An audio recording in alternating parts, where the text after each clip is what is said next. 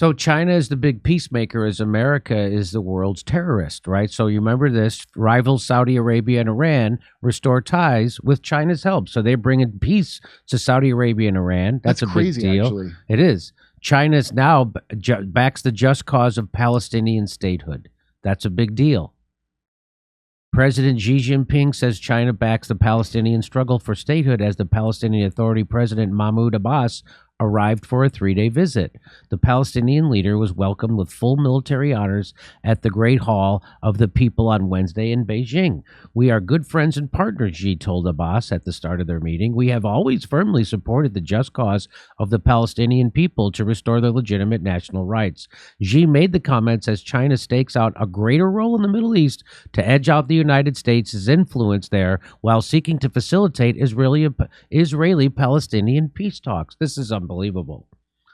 A solution to the Israeli-Palestinian conflict lies in the establishment of an independent Palestinian state based on the 1967 borders with East Jerusalem as its capital.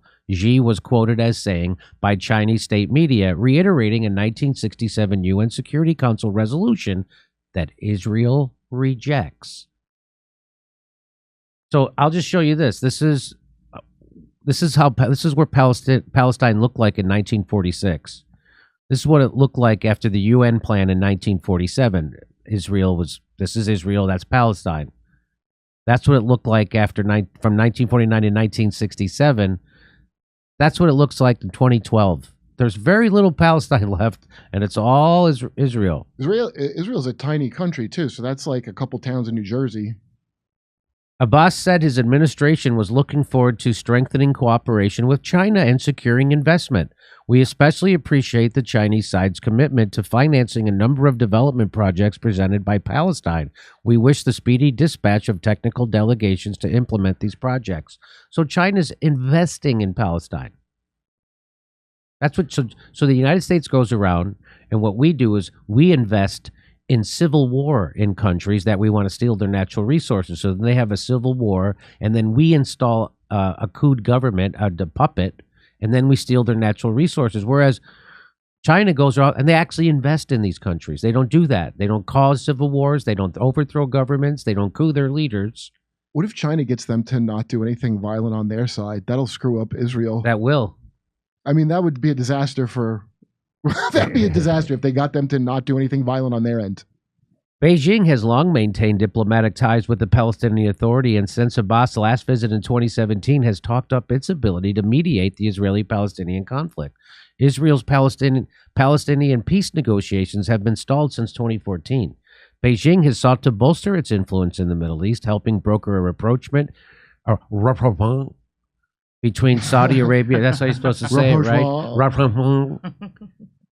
Between Saudi Arabia and Iran in March, while challenging long-standing American sway in the region. Xi traveled to Saudi Arabia in December for the first China Arab State Summit.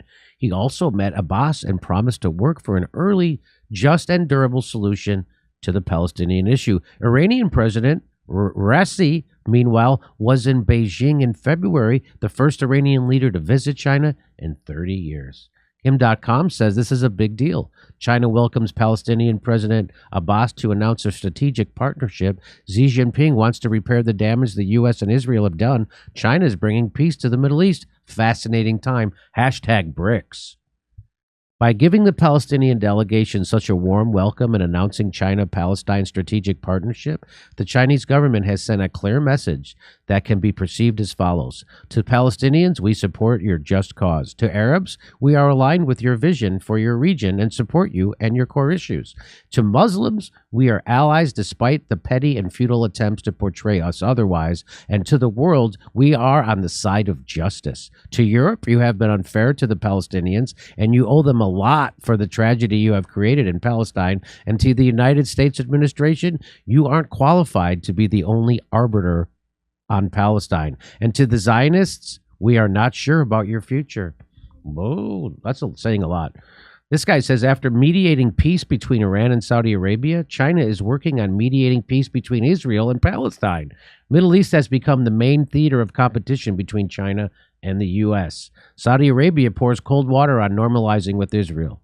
Spokesman for the Saudi embassy in Washington said that normalization with Israel can only happen if the Palestinians get their own state.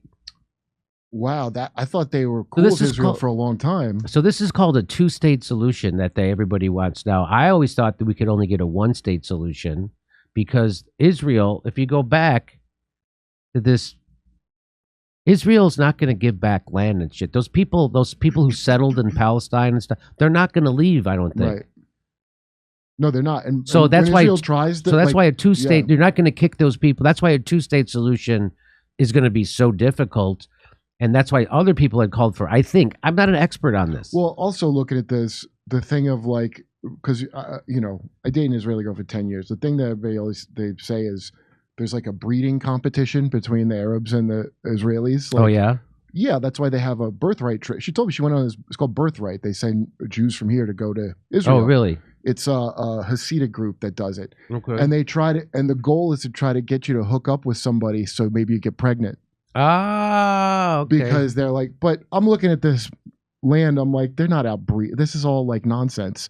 What happens is the secular Israel, this is what she told me. The secular ones, the real hardcore Hasidic or the kind of settlers that start, get on the border and start, they don't serve in the military because they're already doing their job praying all day. It's called davening, you know. Oh, really? And a lot of Israelis resent the hell out of them for that.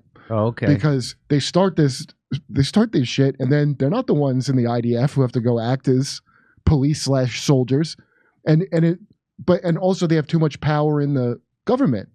That they like, there's rules that are so crazy, like your marriage is invalid unless one of like the hardcore rabbis, like if you marry a non-Jew.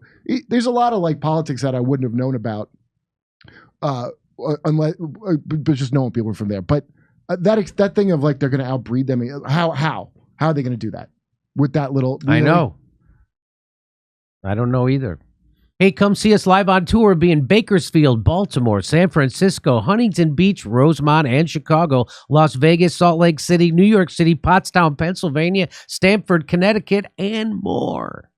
Hey, go to jimmydore.com for a link for tickets.